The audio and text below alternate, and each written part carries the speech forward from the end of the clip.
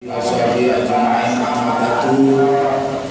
Yang kami hormati Al-Mukarram Kiai Haji Ahmad Hisham Syafa'at selaku pengasuh Pondok Pesantren Darussalam, Al-Mukarram Kiai Haji Muhammad Hashim Syafa'at, Al-Mukarram Kiai Haji Ali Ashikin selaku ketua LPM PCNO Banyuwangi. Yang kami hormati Kiai Haji Muhammad Idrus Ramli selaku narasumber dalam seminar Aswaja dan bedah buku Jurus Ampuh membungkam HTI Hizbut Tahrir Indonesia dalam kesempatan siang hari ini. Hadirin hadirat rahimakumullah.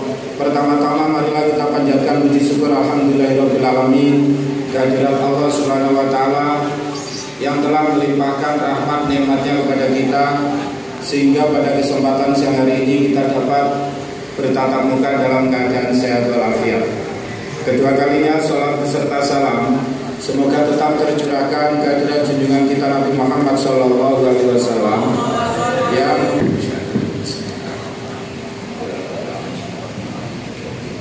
Iya menurut dia saya dengan surat al-mustaqim surat al-ladina Selanjutnya kami mengucapkan terima kasih atas kehadiran Bapak Kiai Muhammad Idrus Ramli. Ini merupakan kehadiran beliau yang ketiga kalinya di Blok Agung. Untuk lebih mendekatkan profil beliau bisa dibaca di biodata atau riwayat hidup di halaman 117. Beliau lahir di Jember 1 Juli 1975. Beliau menghabiskan pendidikan di pesantren Nasirul Ulum, kemudian pesantren Sidogiri sampai tamat aliyah dan keluar tahun 2004. Kemudian pernah mengajar di pesantren Darut Tauhid Injelan Panggung Sampang Madura, mengikuti program studi ke United Kingdom 2003, mengajar di benua 5 Amuntai Hulu, Sungai Utara Kalimantan Selatan 2005, aktif di LBM NU Jember, Lajnah Ta'lif wa Nasr NU Jawa Timur, Lajnah Ta'lif wa Nasr NU Kencong, Dewan Pakar Aswaja Center PWNU Jawa Timur, dan LBM PBNU. Beliau ini sangat produktif untuk menghasilkan karya. Di sini bisa kita baca dan 11 buku tulisan beliau yang kebanyakan yaitu bercorak pembelaan terhadap faham Ahlussunnah wal Jamaah. Kemudian masuk kepada tema kita pada kesempatan siang hari ini. Para kiai, para alim ulama, pengasuh pondok pesantren Darussalam Kiai Haji Ahmad Hisham Syafa'at beserta keluarga besar beliau, para kiai, para asatidz, pengurus NU, MWC Banyuwangi, dan adik-adik para santri peserta acara seminar Aswaja dengan tema bedah buku Jurus Ampuh Membungkam HTI yang saya hormati. Nah, sebelum saya menyampaikan materi tentang apa yang akan kita bicarakan pada kali ini, saya akan berbicara tentang buku Jurus Ampuh. Mengapa saya menulis buku Jurus Ampuh?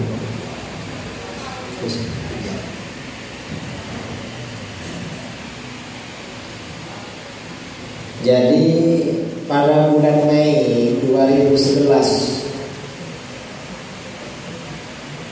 bulan Juli ya 2012,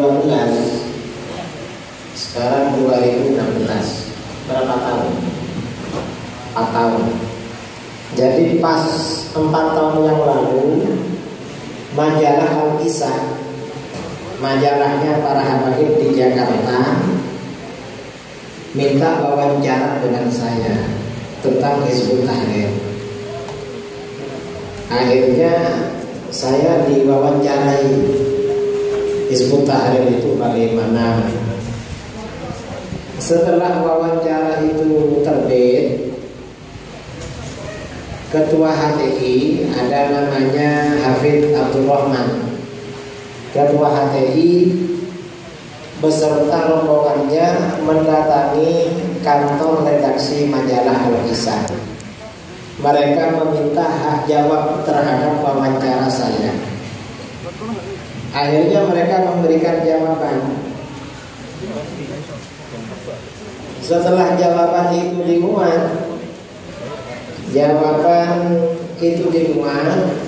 saya minta hak juga untuk menjawab lagi jawabannya HTI pada bulan Agustus. Jadi selama 2 bulan di majalah Al-Kisah itu pemberitaannya edisi tentang saya. Akhirnya saya menjawab terhadap bantahan HTI itu di majalah Al-Kisah. Nah, karena jawaban saya itu dianggap penting, sebagian kiai yang membaca meminta agar jawaban saya itu dilengkapi dan ditulis dalam bentuk buku. Dan alhamdulillah saya dalam waktu kira-kira 2 minggu akhirnya menyelesaikan buku Jurus Ampuh Membungkam HTI.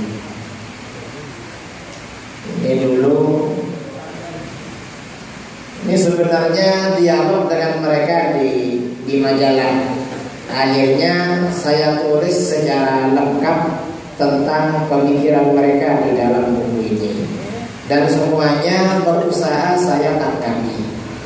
Setelah buku ini terbit, kawan-kawan HTI, orang-orang HTI oleh kawan-kawan saya semuanya dihubungi, diajak ketemu. Tidak ada yang mau, padahal cuma diajak ketemuan saja.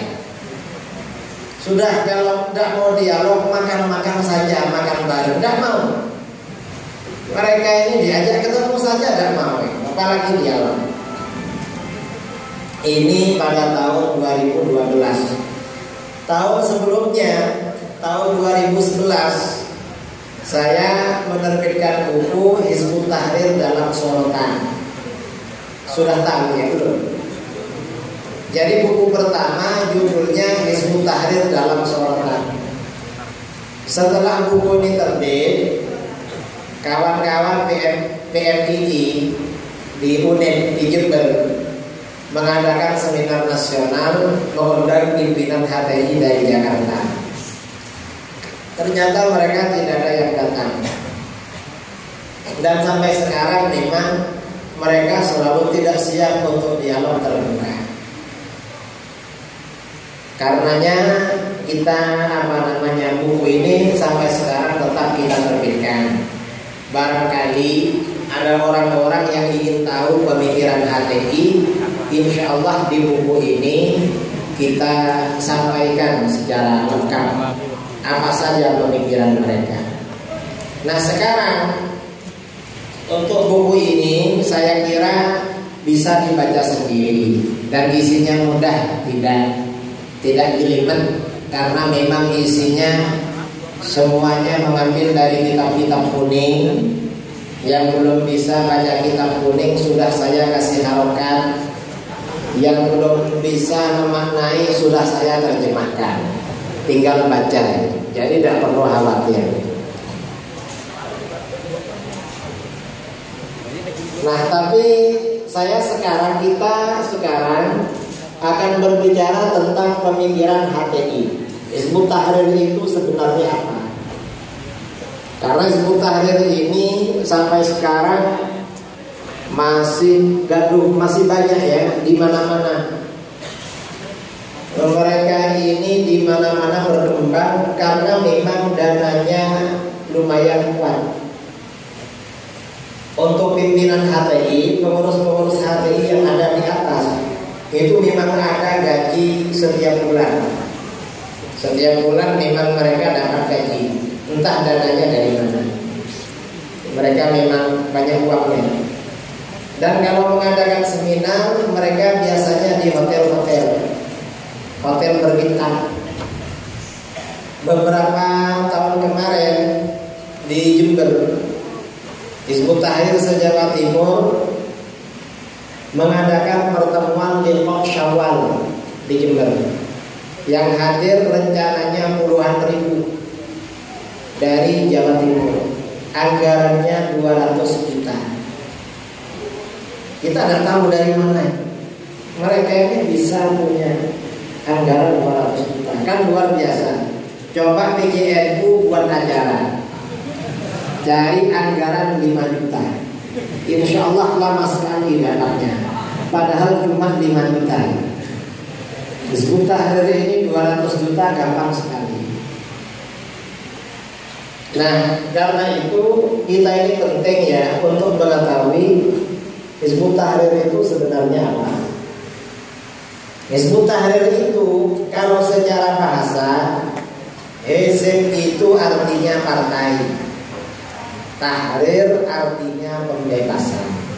Hizbut Tahrir berarti partai pembebasan. Dikatakan partai pembebasan karena menurut mereka sampai saat ini umat Islam itu masih perlu dibebaskan, karena masih dipimpin oleh taghut. Kata mereka, pemimpin-pemimpin yang ada sekarang ini semuanya adalah taghut. Taghut itu artinya penguasa yang zalim atau tiran. Itu namanya taghut. Itu kata mereka.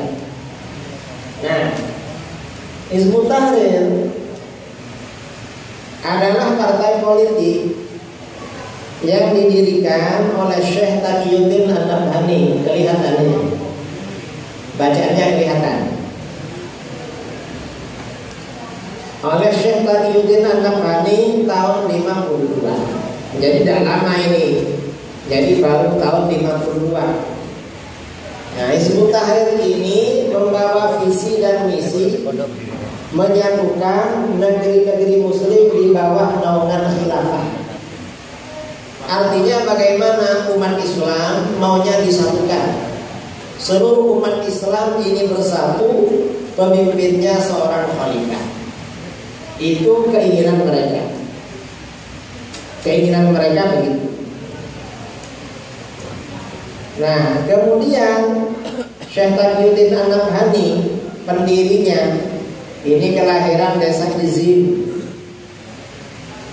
daerah Haifa di Palestina tahun 9 dan wafat di Beirut tahun 79. Nah, setelah menamatkan pendidikan dasarnya di daerah kelahirannya, beliau melanjutkan studi di Al-Azhar dan Darul Ulum di Mesir. Nah, sekarang yang perlu kita bicarakan adalah visi dan misi Hizbut Tahrir. Apa visi misi mereka? Visi misi Hizbut Tahrir ini seperti yang sering mereka tulis dalam stiker-stiker mereka ya. Ini adalah bagian dari stiker mereka yang disebarkan. Di stikernya tertulis satukan kembali negeri-negeri Islam di bawah naungan daulah khilafah. Apakah ini salah? Tidak salah. Umat Islam ini seandainya semuanya bersatu malah bagus. Indonesia ada, Malaysia ada, semuanya bersatu bagus. Pemimpinnya satu bagus. Cuma persoalannya memperjuangkan seperti ini pada zaman sekarang bisa apa enggak? Masalahnya itu. Persoalannya kita tidak mampu sekarang. Jangankan kita ini menyatukan, kita ini bersatu dengan negara Islam yang lain, mempertahankan NKRI ini beratnya setengah mati. Karena di Indonesia ini tahun kemarin saya ke Aceh mengisi acara beberapa tempat di Aceh, di Masjid Raya Baitur Rahman Banda Aceh, kemudian di Bumin Ardaniri, kemudian di beberapa pondok. Rakyat Aceh itu 95% ingin merdeka dari Indonesia. Aceh. Kemudian beberapa bulan berikutnya saya ke Papua. Di Papua, orang-orang TNI, prajurit TNI di Papua mengatakan pada saya 99% masyarakat Papua ingin merdeka. Itu Papua.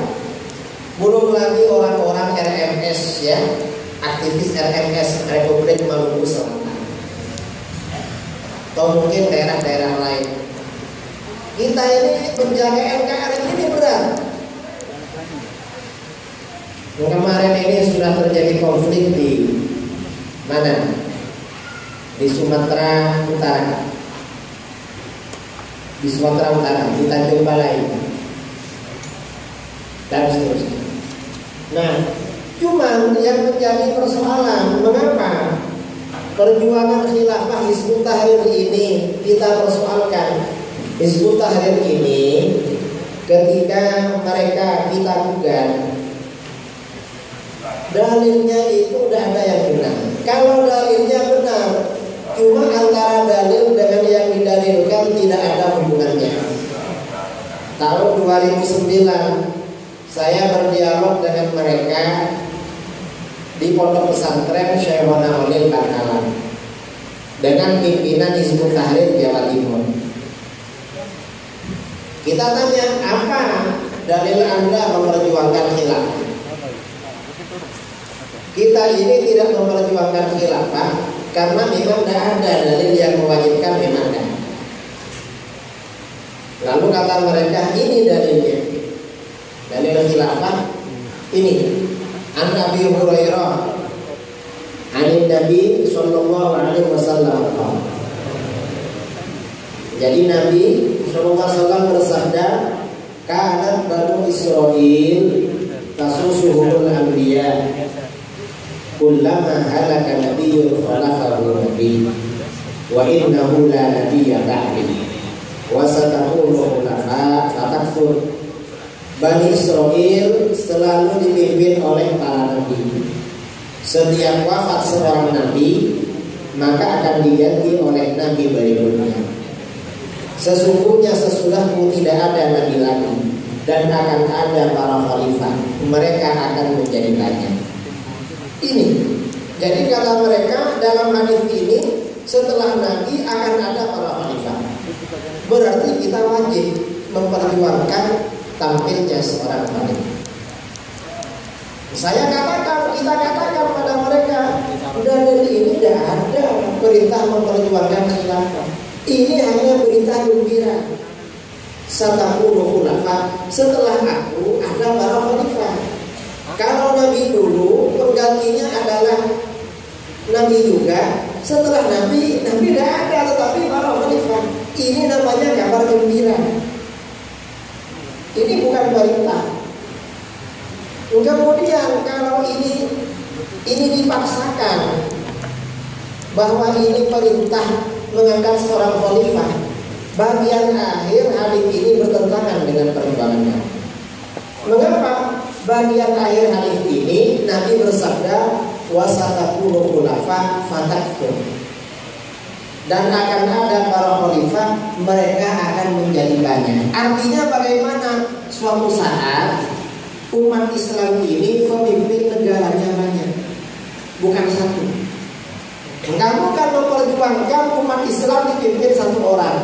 Nah, kata hadis ini malah banyak pemimpinnya. Ya berarti seperti sekarang ini sudah Khalifah Indonesia namanya Pak Joko Widodo. Khalifah di Brunei Darussalam Hasanan Bolkiah. Di Malaysia Datuk Najib Razak.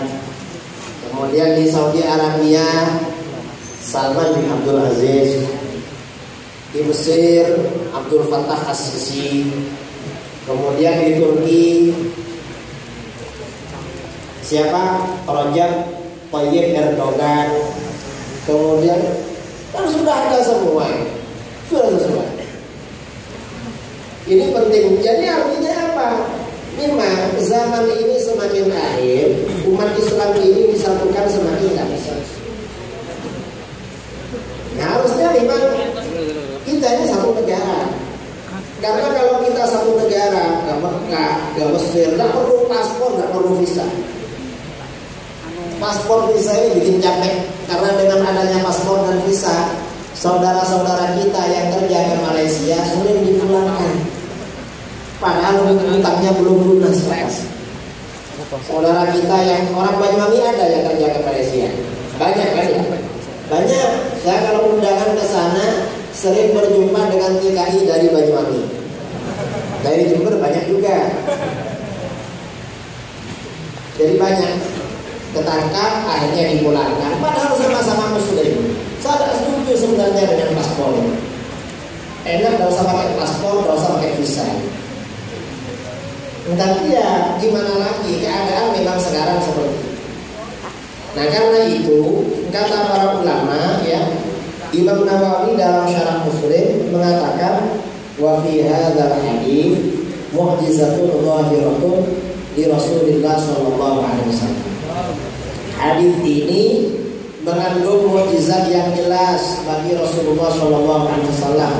Artinya bagaimana setelah baginda Nabi wafat, umat Islam memang dipimpin oleh para khalifah. Semakin lama khalifah ini semakin banyak. Umat Islam ini pemimpinnya satu hanya selama 12 orang khalifah.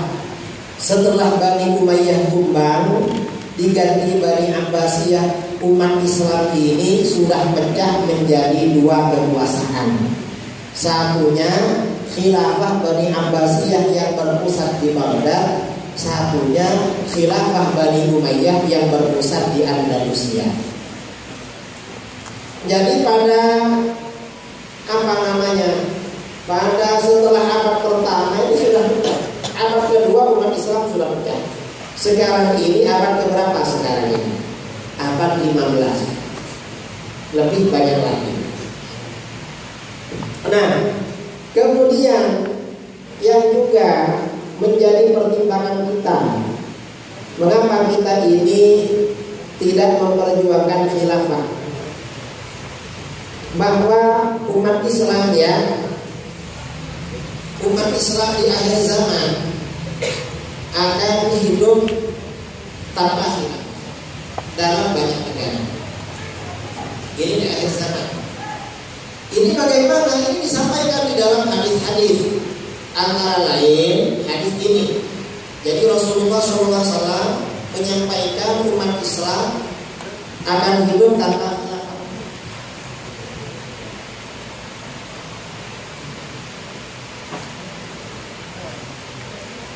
Jadi dalam hadis ini, dalam kitab ini diterangkan ikhbaruhu sallallahu alaihi wasallam bi kasratil umara bi kasratil duwal allati ahdathaha isti'mar bi qasdi tafriqatil Islam.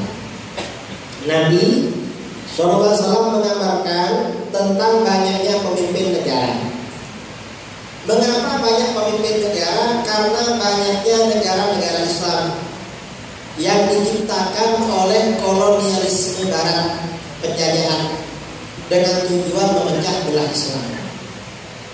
Dasarnya mana? Ini hadisnya. Alinea kedua, Farwa Abu Nu'aim fil Hilyah. Min hadis Abdullah bin Mas'ud. Abu Nu'aim meriwayatkan di dalam Hilyatul Awliya dari hadisnya Abdullah bin Mas'ud radhiyallahu anhu. Qala Abdullah bin Mas'ud berkata, qala Rasulullah sallallahu alaihi wasallam. Rasulullah sallallahu alaihi wasallam bersabda, kaifa antum idza labistum fitnatan fatuttakhadhu sunnatan yarbu fiha as-shaghir wa yahrum fiha al-kabir. Bagaimana sikap kamu apabila kamu telah berpakaian fitnah? Jadi sabda Nabi, kalian besok akan berpakaian fitnah. Ini kok dikatakan berpakaian fitnah? Maksudnya umat Islam akan memerlukan fitnah sebagaimana dalam sehari-hari memerlukan pakaian. Perkara-perkara ini sebenarnya sebenarnya fitnah. Fitnah itu artinya merusak terhadap akidah, merusak terhadap akhlak, merusak terhadap ibadah, merusak terhadap ajaran. Ini namanya fitnah. Tapi walaupun ini fitnah, kamu memerlukan, seperti kamu memerlukan baju. Ini artinya kamu berpakaian fitnah. Apa contohnya? Fitnah era modern, fitnah zaman sekarang yang sebenarnya potensi merusaknya luar biasa, tapi kita perlukan seperti kita perlu baju. Contohnya seperti televisi. TV itu fitnah. Mengapa orang itu menonton TV di rumah? Kira-kira yang paling sering menyalakan TV apa karena acara pengajian atau karena sinetron? Sinetron. Yang namanya sinetron, walaupun itu yang masuk di sinetron itu pakai kerudung, tapi tidak bagus. Mengapa? Yang diajarkan ya berpacaran. Kadang yang dimainkan itu anaknya kiainya yang berpacaran. Itu kan mengajarkan anaknya kiai berpacaran. Kadang ustadznya yang berpacaran di sinetron itu. Ini ya apa kok ustadznya malah berpacaran? Kan sudah bagus kan? Jadi cuma tak baik di TV itu. Walaupun pakai kerudung, tapi kalau kita pikir dengan nalar yang bersih, pendidikan yang diajarkan ada yang baik. Itu TV. Belum lagi yang baru, ada lagi yang baru. Anak SMP itu apa namanya? Yang kemarin ramai ya di media sosial. Bukan Pokemon, film anak muda kemarin yang mengajarkan. Saya cuma tahu dengar karena yang tidak pernah nonton TV. Saya di rumah TV ada 3, tapi tidak pernah nonton. Karena nyampe tadi malam nyampe di rumah pukul 2. Tidak pulang dari Makassar pukul 2. Tadi pagi harus ke Banyuwangi ngisi dialog tentang Wahidiyah. Dari Banyuwangi ke sini. Nanti katanya sampai malam katanya. Nah, sampai jam berapa nanti tidak tahu ini. Jadi memang televisi ini isinya tidak ada yang mendidik. Kalau ceramah agama yang berceramah kadang Wahabi. Itu yang agama. Yang agamis sudah bagus, apalagi yang tidak agamis. Itu TV. Jadi berarti kalau begitu TV ini fitnah. Jadi TV ini merusak akhlak, betul. TV ini merusak akidah, ya betul. TV ini merusak ibadah, betul. Mengapa betul? Gara-gara ada TV, masyarakat sekarang habis maghrib tidak baca Quran. Tapi bagaimana nonton TV? Karenanya saya ini kemana-mana sering orang minta kenalan dengan saya. Sampai pasti kiai terus dan katanya. Saya sering nonton sampai yang kiai di mana di internet. Mengapa? Karena internet itu banyak setannya. Ngaji itu jangan ke internet, pondok ke Darussalam kalau ngaji. Apalagi ke televisi. Ya cuma lumayan lah kalau nonton TV yang dilihat saya mungkin ada keterangan tentang Aswajan dan tidak ada artisnya. Jadi lumayan ya. Jadi ini namanya fitnah. Kita jadi dalam hadis ini labistum fitnatan. Kalian berpakaian fitnah. Termasuk fitnah zaman sekarang adalah handphone. HP ini fitnah. Apalagi HP yang bagus-bagus. Termasuk HP-nya ustaz-ustaz dan kiai-kiai. Iya. HP-nya ustaz-ustaz dan kiai-kiai biasanya mahal-mahal. Karena sudah Samsung Note 7, Note 6, Note 5. Luar biasa ya. Termasuk HP saya.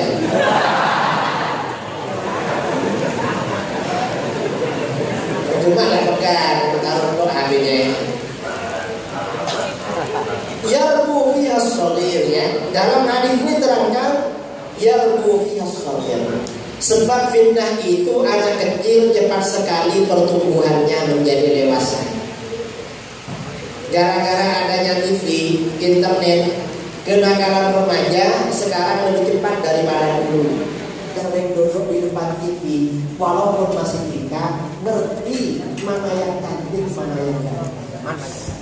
Karenanya di dalam hadis ini yarbu fi hasbi. Anak-anak kecil cepat sekali pertumbuhannya menjadi dewasa. Sampai usia 70, 80 ke atas itu masih sehat-sehat.